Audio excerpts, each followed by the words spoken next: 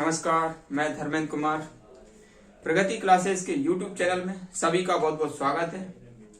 आज बात करते हैं मध्य प्रदेश के टॉपिक, मध्य प्रदेश के नगर एवं राजधानी। तो इसमें से एक क्वेश्चन आ जाता है, फुल टॉपिक है और बड़े अच्छी ट्रिक से इसको हम देखेंगे और याद करेंगे। तो देख लीजिएगा। सबसे पहले एक तरफ मैंने लिख दिया नगर और दूसरी तरफ राजधानी, फिर ये नगर फिर राजधानी। तो इसमें से एक क्वेश्चन हर एग्जाम में आता है, इसको अच्छे से याद करेंगे। तो सबसे पहला है भोपाल। तो भोपाल को मध्य प्रदेश की राजधानी कहते हैं। ये तो कॉमन क्वेश्चन है क्योंकि 1 नवंबर 1956 में मध्य प्रदेश की राजधानी भोपाल बनाई गई थी स्थापना के समय में। दूसरा है इंदौर। तो यहां से जो क्वेश्चन आता है, तो इंदौर को वस्त्र राजधानी भी कहते हैं, व्यवसायिक या औद्योगिक राजधानी कहते हैं, आर्थिक वित्त राजधानी भी कहते हैं और खेल राजधानी भी कहते हैं। तो कहने का मतलब है, इसको याद करने के लिए ऐसे याद कर सकते हैं कि जो वस्त्र है, वस्त्र से करेंगे व्यवसाय या उद्योग, तो क्या आएगा? पैसा। वित्त माने होता है पैसा, और पैसा आएगा तो पैसा का ही पूरा खेल है। तो इसको हम याद करेंगे कि वस्त्र का उद्योग करेंगे, उद्योग से फिर वित्त आएगा, वित्त यानी कि पैसा, और पैसे का पूरा खेल है। तो ये हो जाएगा अपना इंदौर संभाग। ठीक है। इंदौर को मिनी मुंबई कहा जाता है। ठीक है, उसका उपनाम है ये, और ये राजधानी के रूप में इंदौर को ये पहचान मिली है। फिर क्वेश्चन अगला है सिंगरौली। सिंगरौली को ऊर्जा राजधानी कहते हैं, और इसको हम थोड़ा शब्द के आधार पर करेंगे। जैसे ये है सिंह और ये है रोली। तो यदि कोई जानवर किसी लड़की को सिंह मारेगा तो उसमें ऊर्जा की जरूरत पड़ेगी, और ऊर्जा की जरूरत पड़ेगी तो फिर ये ऊर्जा राजधानी क्या हो जाएगा? सिंगरौली। तो जानवर ने किसी लड़की को सिंह मारा तो लड़की रोली, रोली यानी कि रो दिया उसने। ठीक है, तो जानवर को सिंह मारने के लिए ऊर्जा की आवश्यकता पड़ेगी, तो सिंगरौली यानी कि ऊर्जा राजधानी। तो इस प्रकार से याद हो जाएगा। फिर अगला है पचमढ़ी। तो पचमढ़ी जो है होशंगाबाद के अंतर्गत आता है, और इसमें पर्यटक राजधानी कहते हैं और ग्रीष्मकालीन राजधानी भी इसको कहा जाता है।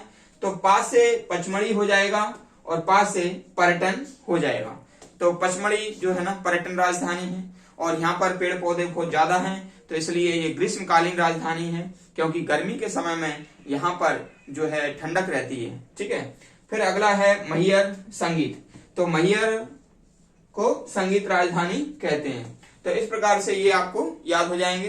फिर नेक्स्ट है आपका ये बालाघाट। तो बालाघाट, जैसे बालाघाट, तो ये बाला यानी कि लड़की समझ लीजिएगा, और उसको आवाज देंगे तो वो ये कहेगी कि हाँ भाई मैं आती हूँ। तो बालाघाट में मैंगनीज जो है धातु होती है, और उसका जो संकेत होता है वो Mn होता है भाई। ठीक है, तो मैंगनीज राजधानी कहा जाता है बालाघाट को। और जबलपुर को न्यायिक राजधानी कहते हैं, क्योंकि जब 1 नवंबर 1956 में मध्य प्रदेश राज्य की स्थापना हुई थी, तो उस समय जो हाई कोर्ट है वो जबलपुर में स्थापित किया गया था 1956 में। तो इसलिए अभी मध्य प्रदेश का जो उच्च न्यायालय है वो जबलपुर है, इसलिए न्यायिक राजधानी जो है जबलपुर है। ठीक है। दूसरा संस्कार राजधानी भी कहते हैं जबलपुर को।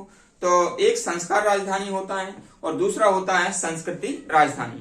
तो संस्कार राजधानी जबलपुर है और संस्कृति राजधानी आपका उज्जैन है। तो दोनों को याद करने के लिए आप याद रख लेना कि ये जो जबलपुर में रा आ रहा है, तो संस्कार में भी बाद में रा आ रहा है, तो संस्कार राजधानी हो जाएगा जबलपुर, और जो उज्जैन है वो है सांस्कृतिक राजधानी। ठीक है, तो इस प्रकार से हम इसको याद कर सकते हैं और दोनों में फर्क भी पता कर सकते हैं। फिर है नेक्स्ट आपका खजुराहो। ठीक है, तो खजुराहो में चंदेल वंश ने बहुत सारा स्थापना किया है, स्थापत्य, इसलिए स्थापत्य कला की जो राजधानी है वो खजुराहो है। ठीक है। नेक्स्ट आता है शिवपुरी। तो शिवपुरी में ग्वालियर जो राजवंश थे, तो ग्वालियर राजवंश के जो राजा हैं उनकी जो ग्रीष्मकालीन राजधानी है तो वो ग्वालियर शिवपुरी रही है। तो इसलिए दोनों में ये फर्क ध्यान कर लेना कि पचमढ़ी ग्रीष्मकालीन राजधानी थी, लेकिन शिवपुरी ग्रीष्मकालीन राजधानी तो थी, लेकिन सिंधिया राजाओं, ग्वालियर वंश के जो ग्वालियर के सिंधिया राजाओं की वो ग्रीष्मकालीन राजधानी थी। तो इस प्रकार से इनमें जो हमने देखा थोड़ा जो फर्क है वो भी याद करना है। किस प्रकार से थोड़ा मिलता जुलता भी है राजधानी, तो उसको किस प्रकार से याद करेंगे। और इसमें से एक क्वेश्चन जरूर आता है, चूंकि ये फुल टॉपिक है इसलिए सारा क्वेश्चन अच्छे से ये टॉपिक आप कवर करना। और मुझे लगता है कि आपको अच्छी तरह से ये याद रहेगा। और वीडियो आपको अच्छा लगे शेयर कीजिए, लाइक कीजिए, कमेंट्स कीजिए। धन्यवाद।